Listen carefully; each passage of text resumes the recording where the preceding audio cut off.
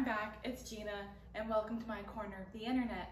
So today I'm doing episode 2 of my self-defense series, and for today, this video is going to be 16 most effective strikes.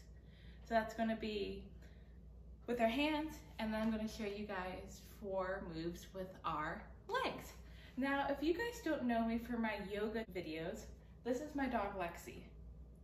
Lexi's always in my videos, even if it's for 5 seconds or for the whole entire 20 minutes.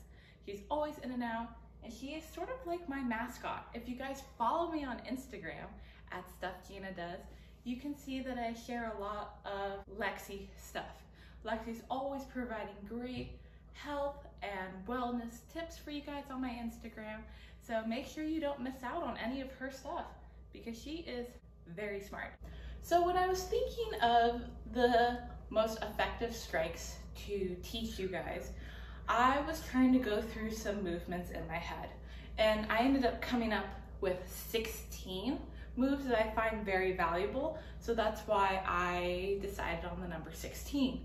There's no magical moves or anything like that. I was just counting down a mental list that I had, what would be the most beneficial, the most effective, and the most simple moves that you guys can do that will help you in any situation that you are unfortunately in. Because when you guys are in a fight, you're not going to do those special Bruce Lee moves or those special cool Chuck Norris moves. No, you have to do something that's simple and effective. Something that's gonna let you come in and out, hurt the opponent, and you can leave. The goal is to get in and out and leave. You don't want to be in there for any longer than you have to. So that's why I created this little list of 16 moves that I hope benefit you and practice at home. Make sure that you guys are being careful and you're not overdoing it. I will show you guys the techniques.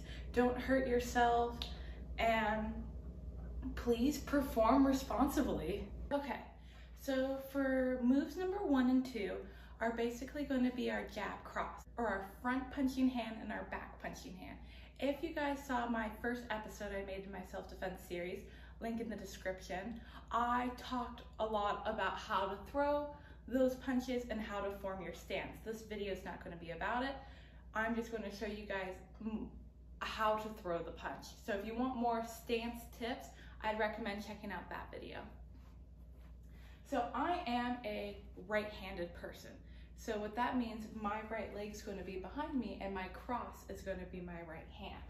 So when I get into my stance, so I have my hands up, I will throw my first punch, which will be my jab. So that would be my left.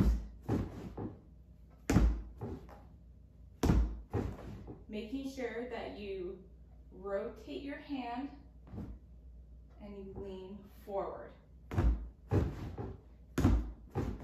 Taking that step if you need to create that smaller distance. Now, if you don't need to take that step, then don't take that step. If you are already this close to your opponent, there's no point in taking that extra step, because then you're going to just be on him, and you don't want to be on your opponent. You want to make sure you have enough distance to get in and out, coming into attack, coming out to making sure you're not hurt. Now the next move that I'm going to show you guys is your cross. So that's your backhand, and if you're left-handed, then your left hand's going to be behind you. So when you're throwing your cross, remember your hands are up. You are rotating your upper body. See, my upper body's now facing you guys, and my fist is bringing some force. That way you can see, look, the bag is moving. Some force. So you're just rotating your body a slight bit, because this is where your most powerful hand is. So when you get ready, you can come in and it'd be more strong, it'd be more effective. Now I want you guys to look at my right foot, because remember, I am right-handed. So my right foot is behind. When I go and throw that cross, notice how my right foot is pivoting. And to pivot, you're on the ball of your foot, smoothly rotate. So your toes are facing forward, then your toes would be facing at 11 o'clock. That way, it's giving you more oomph, more power to your cross. If you guys want to throw them together, because you don't have to throw them separately, throwing them together, do the little 1-2, as a lot of people will say. You just have your hands up, throw, throw. And did you just hear how more powerful my right hand is when I allow my body to twist just a little bit more? We're not squaring up and going like this. Like, yeah, that's powerful, but if you rotate your body just a little bit more, there, you have a little bit more power. Now, please be careful if you do have a bag like this or mats and you are choosing to punch without gloves. Your knuckles will get a little red, your knuckles might crack, it might bleed a little bit, but that's just because your skin isn't used to hitting such a hard texture with such force. You have to build up that skin, sort of like people who have a strong skin in here compared to people who have soft baby skin, and soft baby skin will end up creating blisters, and then that starts to harden the skin. That's sort of like how it will happen with your knuckles from what I've noticed. Now, moves number 3 and 4 are going to be our hooks. And I touched on hooks a little bit in my first video. I know I mostly mentioned about hang makers, but in this video we're going to focus on hooks. And the way a hook is you have your hands up and it's just a more tighter move. Not just swinging your hands around trying and hoping you're knocking someone out. No, a hook is very effective. It's very straight to the point, in my opinion. I like to imagine these as long run-off sentences that's just getting nowhere, compared to, ooh, I like cake. Ooh, drink your water, instead of, I like cake, I like water, I like eating chocolate, and you just see, it's long. And if someone knows how to fight, they can see that coming because they can watch your shoulders, compared to this. It's not a lot of shoulder watching, so it's a little bit harder to predict. So to do your hooks, it doesn't matter what stance you're in. Of course, if you're right-handed, put your right leg back. If you're left-handed, put your left leg back, just because that's where your most power is. And I don't understand why you wouldn't keep your power behind you when that allows for the strongest hit. So to do your hook, you'll have your hands up. We are going to bring our hand, forearm, tricep, bicep, into a 90-degree angle, just like this. Sort of like you're doing a little flex. And then you just come in and you hit to the side. Yeah, you hit to the side. Same with your cross, get into that little bicep. Don't bring the soft part of your forearm up, it's to the side. So making sure that this knuckle is facing you when you hook. And then you do the same thing on that side. It will feel awkward at first. I highly understand that. I really get that, because it's an awkward angle when you haven't thrown a hook before, because you feel like your wrists are going to like move up and down, snap, because your arm isn't straight. But it works. You just have to get comfortable with moving your body in that position, moving it in those 90-degree angle arm positions. Excuse me, guys. And this is a reminder to keep drinking your water. So for moves number 5 and 6, they are going to be uppercut moves. And I can't really show an uppercut on the bag because a bag is vertical and you sort of need like a horizontal padding to really practice. Now you can do uppercuts like that. That's effective. It really is effective, because if I were to pretend the bag is a bad guy, and if I were to uppercut him in that way, I would uppercut him right up into the sternum area, because that will cause him to throw up and cause him to just go like this and crunch over in pain, and his mind's not going to be thinking about me because he's in a lot of pain. So that does work. It's just harder to practice on, in my opinion. And remember, be careful of your knuckles. So the way to throw an uppercut is you get into your stance. You come down sort of like a U, a little U with your head. You're bobbing. So you guys can see what my legs are doing. You're bobbing. So now that you guys have seen what my legs are doing, we'll take our left arm and just go up. So what you do is you get into the Popeye position, and so you have your arm, and then up, up, up. So it's basically the way you have your arms right now. You're just rotating the body a little bit, rotating your hand out. So if you're looking at it from this angle, look at my right hand. See, I'm in my stance. I'm protecting my face. Up, chin, sternum, chin, sternum. Of course you can attack the stomach too, whatever is the easiest for you to do at that point in time, but that's what an uppercut is. It's just your hands are where they are, and then you just rotate a little bit. It's almost like if you guys have seen Wolverine with Hugh Jackman, and he has his long claws and he goes like this, and you have that long claws right here. That's an uppercut. If you're trying to get a better visual of what an uppercut is. Now for moves number 7 and 8, it's going to be a defense to the hook and then a counter punch. So what I mean by that is, let's say someone's coming in and they're gonna hook you and they go pop. If I was gonna be hooked by my attacker's left hand, that means they're gonna be coming to my right side of my body. So you get into your stance, defend. Don't worry about any cracking noises, I'm okay. Slick your hair back.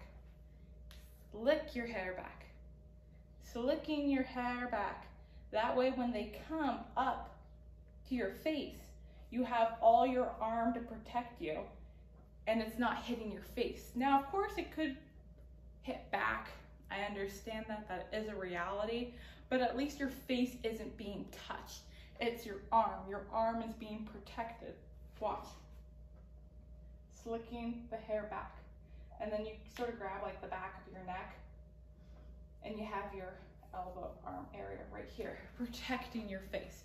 So if they came at me with a left-handed hook, I would protect, jab, protect, jab. Because what's going on is when they're hooking, look, this side of their body, the right side of their body is open. So you can't counterattack to that side if you do it fast enough and you understand that this area is open. So they just hooked me, pow. I just hit them. Hook me, pow, and I've protected my face. Hook me, pow. Same goes for the other side. They're coming at me with a right hook. Fix the hair. Slick the hair back. Slick the hair, pow. Because then when they're coming with me with a right hook, their left side will be a little bit more open. So, and there. Protect, hit. Protect, hit. And that right there is how you would block a hook and throw a counter punch right after that block. And you know why you're throwing that counter punch? Because that side is open. It's open when you're rotating your body and trying to get that momentum to come in into that more circular patterned movement. Now for moves 9 and 10, I'm going to show you guys the parry and counter punch. Now, if you did watch episode number 1 of my self-defense series, I was showing how to throw a parry, but I completely forgot to use the word parry. I know, I was a little nervous in that video. So to parry is basically small movements. You're swapping the punches coming at you. I know in my first video I was going a little bit more exaggerated, but that was just for you guys to see, and then I forgot to show you guys the legitimate parry. I know. So if someone was coming at me with a punch, parry right in front of your face, moving the hands away from you. That way you're moving the punch. Now, of course, if you have to get a little bit more dramatic, you have to get a little bit more aggressive with the parry, I would say that's fine, because at the end of the day, you have to do something. Don't let that person come at you and you do a little angelic parry, and the next thing you know, you get knocked out because your parry wasn't effective enough. No, if you have to really push the punch out of your face, push the punch out of your face. Come on. This isn't a dance battle, this is a fight. You do your little parries. Now, if they came at you with a jab, their leading hand, you will parry with your right hand. So parry and then counter punch with your left. Parry, counter punch with your left. Now, if they're coming at you with a cross, meaning their backhand, parry with your left hand, cross. Parry with your left hand, and then you're throwing a cross as your counter punch. Because again, it just has to do with how the body is being open and it's facing, and it's just something to throw in so you're not completely defending yourself. Because like I mentioned in my last video, it's great if you know how to defend all of the moves, but if you don't know how to attack back, then you're just going to get into a full 360 cycle of you're just defending everything and they're attacking everything. So you need to be able to know how to throw some attacks here and there, because if you are able to throw that one good attack, that one good knockout punch, or at least hurt them into some extent, then that's fine. You can then run away and leave. You don't have to keep engaging with the fight.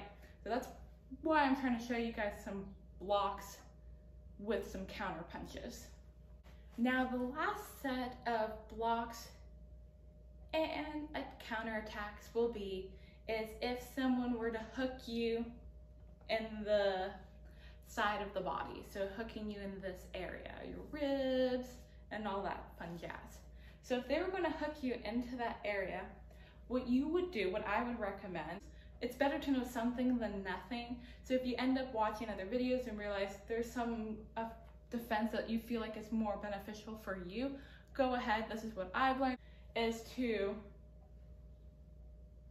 bring your hip to your elbow, hip to your elbow, hip to your elbow. It does feel a little wonky, I understand that, but you have to remember they're coming in low, so you need to make sure that you're going in low. So let me face you guys, low, elbow to hip, just like that. And then the counter would be, so if they were hooking you with their right hand to the left side of your body, you'd block, punch, block with your cross.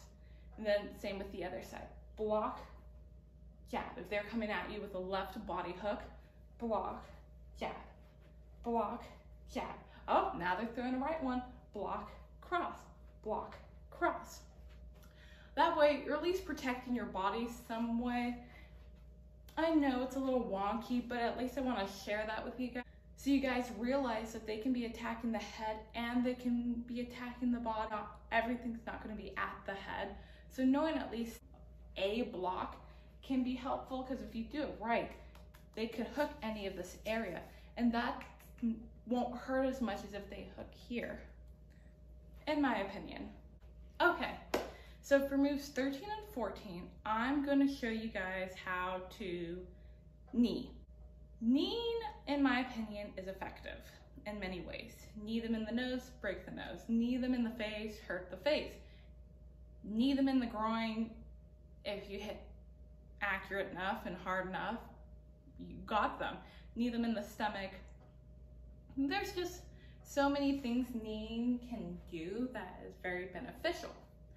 So the way you would go into throwing a knee, I'm going to show you guys what the legs are going to do first, and then we're going to combine all the pieces together. So if you were going to throw a knee, you would want to throw it with your back leg, because your back leg is going to have the most power.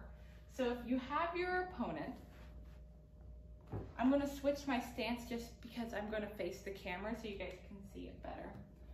You're going to bring your knee, again, bring your knee, Now your toes can be pointed, they can be flexed. It doesn't really matter when you're in a fight. Oh no, I forgot to flex my toes. No, it doesn't matter. So to bring it all together, you're going to have to hold on to your partner. We aren't going to be doing a flying knee. Unfortunately, I don't have a human in front of me, I have my bag. So the way you would hold on to a person is you would grab the back of their neck like this. So you would have that clench, that trapping position where there's their head right here, and you have your hands on the base of their neck, behind their neck. So because I'm working with a bag, I'm just gonna have my hands out like this. Now, of course, you could grab the shoulders too. That's easier if you don't have that time to swim around and grab the back of their neck. Grabbing their shoulders is fine, in my opinion. You gotta do what you gotta do. So here's my hands. If I'm gonna throw a knee with my right leg, knee. Now, if I'm gonna throw a knee with my right leg, pop. Now with my left leg, pop. Let me show it again. Right knee, pop. Left knee, pop. And then making sure that your back ankle is okay, because you are going to be, you're going to be like this. So your ankle is going to be pushing back. So making sure that you understand that. Here. And there you go. That's how you would throw an effective knee. Now the final two moves, 15 and 16, for the 16 effective move video, will be to throw some kicks in. Yes, kicking is effective. I highly agree with that. It might be hard to throw that kick in because you're in such close distance that you don't want to be throwing a kick, because a kick is used more for longer distances, because you can throw your leg out and come back and not have to move any further. So the move that I'm going to show you guys is a roundhouse kick, which is found in the Taekwondo martial arts. And I'm just going to show you how to do a roundhouse kick with your right leg and a roundhouse kick with your left leg. I'm going to show you guys with my feet first what I'm doing, because you do have to pivot, and I don't want you guys getting hurt with your pivot because you're over rotating or you're doing who knows what. So when you pivot, if your left leg is back, because I'm showing you guys, I'm facing the camera, you bring your right foot and you just twist it. So if your right foot's facing 12 o'clock, you're going to move your toes to facing 2 o'clock. So you're going to get into your stance, facing 12, moving to 2. And then that's when you bring your leg up. Of course, I'm going to show you guys a lot better, but I'm just showing you guys with the feet. So 12 to 2, and just like that. Same thing if your right leg was behind you, your left foot's facing forward, your left foot's facing 12 o'clock, then you will rotate your left foot to 2 o'clock, so that's what you call a pivot. When you get full rotation, your left foot or your forward foot could rotate to 3, possibly close to 4 o'clock too, just because you're getting that extra twist and extra momentum. That's why I recommend being on the ball of your foot if you're going to throw this roundhouse kick, just because it'll give you a little bit more movement, a little bit more power, and a little bit more efficiency when throwing that kick. So I know you guys can't see my footwork, that's why I wanted to show you guys my footwork on what I'm doing with this move before I actually perform this move, and then we'll call it for today's video. So if I was going to throw my right roundhouse kick, my right leg is behind. I know you guys can't see the pivot, but I will show you guys at least how my foot is kicking. If I were to kick their sides, their ribs, you would just bring it up. Kicking the shin, I don't recommend kicking with the foot. This is, I don't know if you guys can see the foot. This isn't that pretty sparring Taekwondo, gotta kick it with a paddle or whatever. This isn't that style of fighting. Now, if you do that type of fighting, I've done that type of style of martial arts, and it's super pretty, super graceful. I've kicked with the foot before, with the top of my feet. You're not gonna get hurt. Just Also making sure, I forgot to mention, don't kick with your toes. Do not kick with your toes. You will break your toes. I just was thinking about that, because if you were going to use a roundhouse kick for a board breaking move, you can't kick with your toes because then you'll break your toes. You got it? That's why you gotta have your toes pointed, not flexed, pointed. Totally forgot about that. Good thing I just remembered it. And so I would recommend kicking with your shin, because your shin is strong and it's a long bone and it can hold that impact of whatever you're hitting. If it's their leg, their body, for some reason unknown, you're kicking them in the head while they're standing. Just use your shin, in my opinion, and point your toes. So I'll show you one more time. Just like that, I used my shin. Now with my left leg, just like that. Now also, you can kick the leg, of course. You just bring your leg lower. Then if you kick the head, you just bring your foot up higher. I'm not gonna show you guys that, because if we were in a street fight, I don't know why you guys are going to be aiming for the head with your kick in the first place. You know what? I'll show you guys. I'll show my viewers. So, if I'm going to kick the head, you just bring your foot up. You have to make sure you're flexible in the hips, the groin, the quads, the thighs, which I highly recommend watching one of my yoga videos if you guys want to learn how to stretch that area out. And then I'll show you guys with my left leg. So you have to be flexible if you're going to kick that high. Again, I don't find that very realistic when you're in a street fight. That's why if you're going to kick, I recommend kicking their sides and their legs.